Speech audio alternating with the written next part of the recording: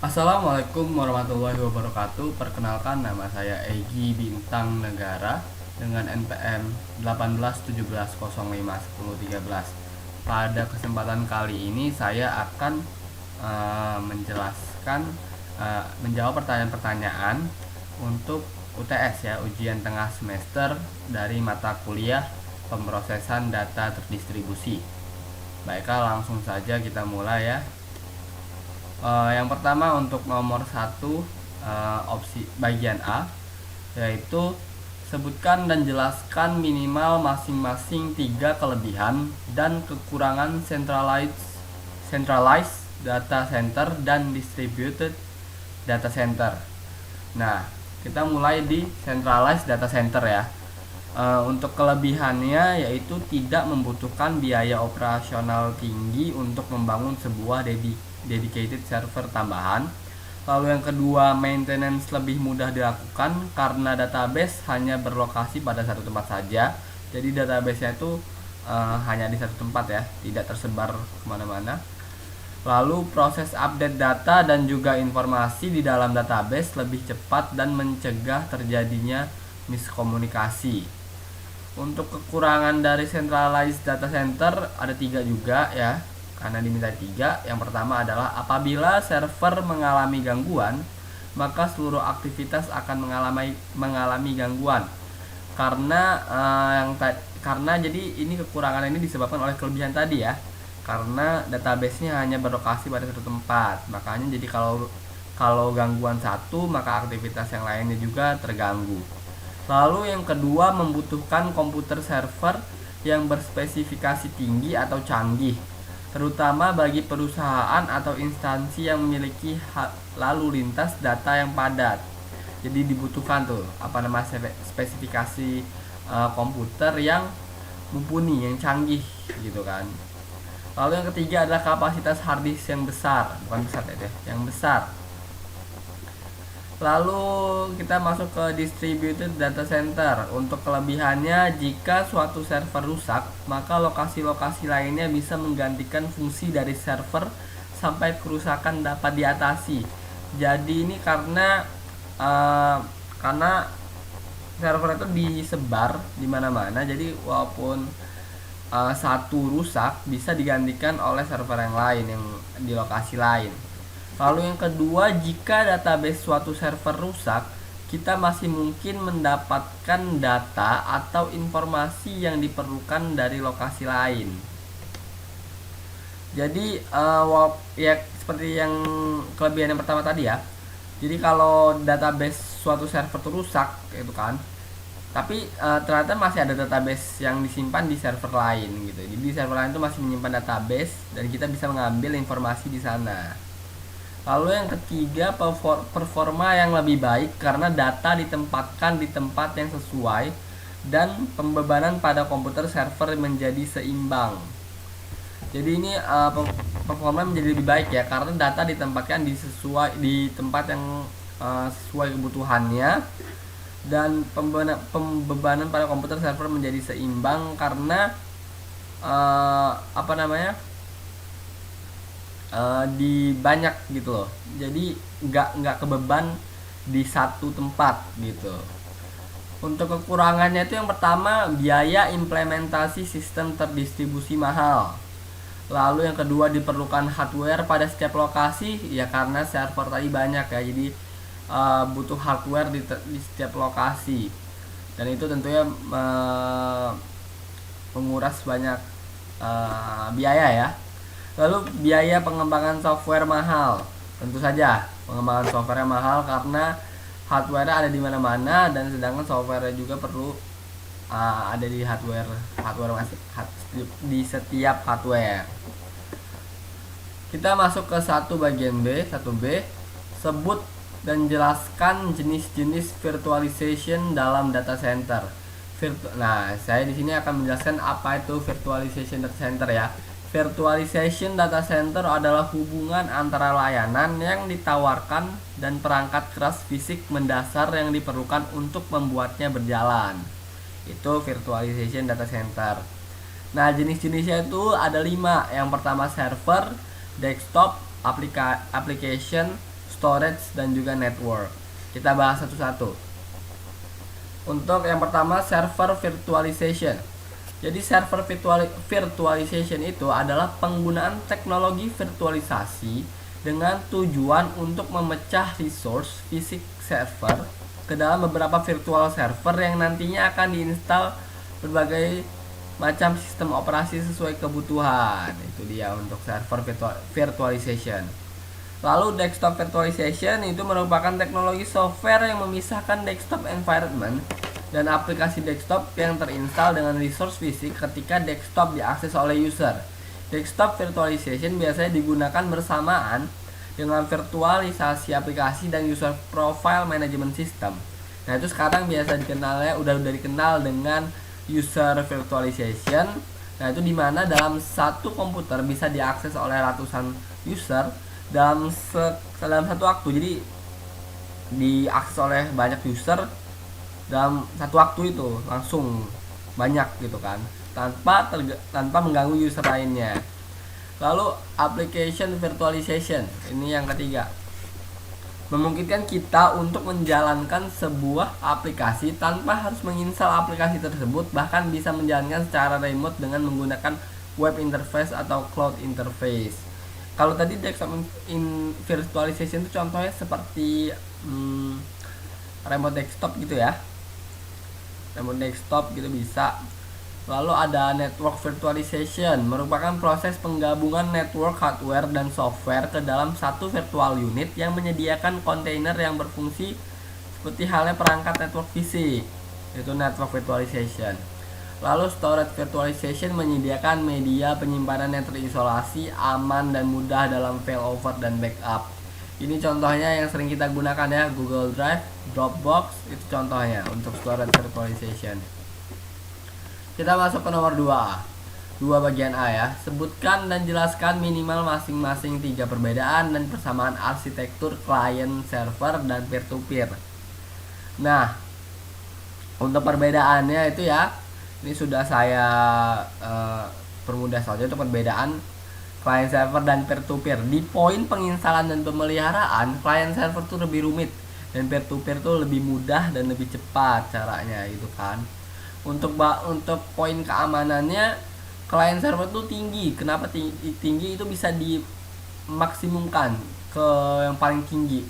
Sedangkan rendah, sebenarnya kalau rendah ini maksudnya adalah rendah dibandingkan client server, keamanan untuk peer-to-peernya itu. Lalu poin penyimpanan. Nah, penyimpanan untuk client server itu terpusat, sedangkan untuk peer-to-peer itu tidak terpusat untuk penyimpanannya.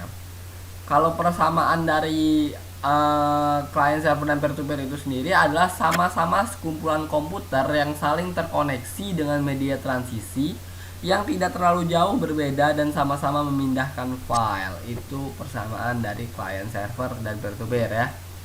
Kita masuk ke 2 bagian B. Apa yang dimaksud dengan komunikasi data asinkronus dan sinkronus? Asinkronus atau komunikasi online tidak langsung. Komunikasi online tidak langsung adalah mediasi komputer dan layanan dari dalam terlaksanakannya komunikasi yang dilakukan secara tunda dengan menggunakan media seperti email, forum, dan membaca dan menulis dokumen online melalui www, World Wide Web, www.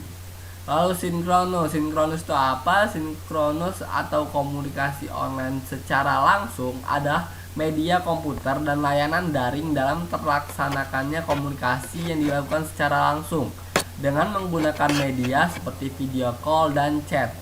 Nah, di sini kita bisa mengerti ya, kalau dari pengertiannya, sinkronus itu secara langsung, real time, seperti video call, real time yang kita saling tatap menatap. Sedangkan asinkronus itu ada tundanya, ada delaynya, yaitu seperti email. Kita ngirim, diterima dulu di sana, lalu dibaca gitu. Untuk forum juga gitu kan, dan membaca dan menulis dokumen online seperti itu. Tidak secara real time, bisa kapanpun. Lalu kita masuk ke nomor 3A. Sebutkan dan jelaskan jenis-jenis topologi jaringan dalam distributed data process. Nah, ini jenis topologinya itu ada 5 ya. Yang pertama ada ring, bus, star, mesh, dan tree. Kita bahas satu-satu. Untuk topologi ring atau topologi cincin merupakan jaringan komputer yang dihubungkan dengan komputer lain yang berbentuk seperti cincin, jadi melingkar ya. Melingkar. Jenis topologi ini memanfaatkan LAN card supaya setiap komputer bisa terkoneksi. Jadi ring itu kesini, kesini, kesini, kesini, kesini, kesini, dan kesini. Jadi itu melingkar untuk topologi ring. Dan topologi, lalu kita masuk ke selanjutnya, topologi bus. Itu merupakan topologi yang begitu sederhana dibandingkan topologi jaringan lainnya ya. Umumnya topologi ini diterapkan pada instalasi jaringan berbasis kabel koaksial. Topologi ini menggunakan kabel koaksial sepanjang node klien dan konektor. Ini topologi bus. Lalu topologi star itu merupakan topologi berbentuk bintang, seperti namanya topologi star ya, dimana jaringan ini umumnya memakai hub and switch untuk mengkoneksikan antar klien. Masuk yang keempat, topologi mesh merupakan topologi yang bisa dipakai untuk rute banyak di jaringan yang ingin digunakan. Jaringan di topologi ini menggunakan kabel tunggal sehingga pengiriman data lebih cepat tanpa memakai hub atau switch. Yang kelima ada topologi tree atau topologi pohon. Tree, pohon, merupakan gabungan dari topologi bus dan topologi star. Jadi topologi tree ini gabungan dari topologi bus dan star ya. Jenis topologi dipakai untuk interkoneksi antara hierarki dengan pusat berbeda. Seperti itu. Kita masuk ke 3B. Untuk 3B, jelaskan dan gambarkan cara kerja modem dalam komunikasi data. Oke, di sini saya jelaskan dulu cara kerjanya ya. Dalam penggunaannya, modem bertugas merubah data dalam bentuk analog dan digital. Saat komputer disambung ke kabel telepon untuk kemudian digunakan berinternet, jika komputer kita akan mengupload atau mengirim data, maka informasi data dari komputer dalam bentuk digital akan diubah oleh modem menjadi bentuk analog untuk dikirim melalui kabel telepon atau media lainnya. Saat data atau informasi analog tadi sampai ke komputer tujuan, maka modem yang ada pada komputer tujuan akan mengubah kembali bentuk data tersebut atau analog itu, yang bentuknya analog, menjadi bentuk digital sehingga bisa diproses oleh komputer tujuan tadi. Jadi seperti itu. Jadi harus dia itu merubah data bentuknya itu analog dan digital, itu modem. Lalu begitu pula sebaliknya ya, saat kita mendownload data atau file, data tersebut merupakan data analog saat berada pada kabel telepon, itu analog saat berada di kabel telepon. Namun saat masuk ke komputer kita itu modem itu merubah seketika data analog tadi menjadi data digital agar bisa ditampilkan di komputer kita. Hal inilah yang memungkinkan komputer-komputer di internet di berbagai belahan dunia bisa berinteraksi satu sama lain. Jadi inilah penyebab komputer-komputer bisa berinteraksi itu karena pengubahan bentuk data analog dan digital itu. Nah, ini cara kerja gambar ya. Di sini kita bisa lihat ada komputer, modem, telepon, dan juga phone line wall jack. Jadi ini cara kerjanya dari komputer, Ethernet kabelnya kalau ke modem, dimana modem itu sama dengan telepon juga. Lalu phone line wall jack ini listrik ya, ke ini ya, ke jaringannya. Lalu kita masuk ke nomor 4A. Apakah peranan keamanan data dalam pemrosesan data terdistribusi? Ada 3 ya. Mencegah potensi kerugian material, mengurangi risiko penyalahgunaan data atau informasi, memperkecil peluang tindakan kriminal. Itu peranan keamanan data dalam pemrosesan data terdistribusi. 4B. Apakah yang dimaksud dengan enkripsi, private key, dan public key? Enkripsi adalah suatu metode yang digunakan untuk mengkodekan data sedemikian rupa sehingga keamanan informasinya terjaga dan tidak dapat dibaca tanpa didekripsi dahulu. Jadi enkripsi ini seperti penyandian ya,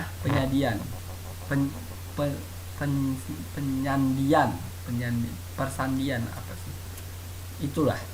Lalu private key encryption adalah sistem enkripsi yang menggunakan 2 kunci, yaitu public key dan private key. Public key diberitahukan oleh pemilik dan digunakan oleh semua orang yang ingin mengirimkan pesan terenkripsi kepada pemilik kunci. Private key digunakan oleh pemilik kunci untuk membuka pesan terenkripsi yang ia terima, itu private key encryption. Untuk public key encryption atau kriptografi kunci publik adalah metode mengenkripsi data dengan dua kunci berbeda dan membuat salah satu kunci atau public key tersedia bagi siapa saja untuk digunakan. Jadi public key ini memang nyebarin public key-nya untuk semua orang bisa gunain ya gitu. Kita masuk ke 4C ini yang terakhir ya. 4C, berikan ilustrasi menggunakan enkripsi data pada pengiriman pesan. Nah, sender itu pengirim, recipient itu penerimanya. Jadi sender, nah yang dikirim tuh biasanya berbentuk plain text ya, berbentuk plain text. Nah baru kita dengan algoritma enkripsi dan juga dengan kuncinya,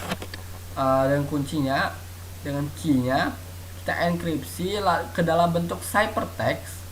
Lalu ciphertext itu kita dekripsi lagi. Kita dekripsi untuk apa? Didekripsi untuk biar bisa didekripsi menjadi plain text lagi agar diterima oleh resipiennya, seperti itu.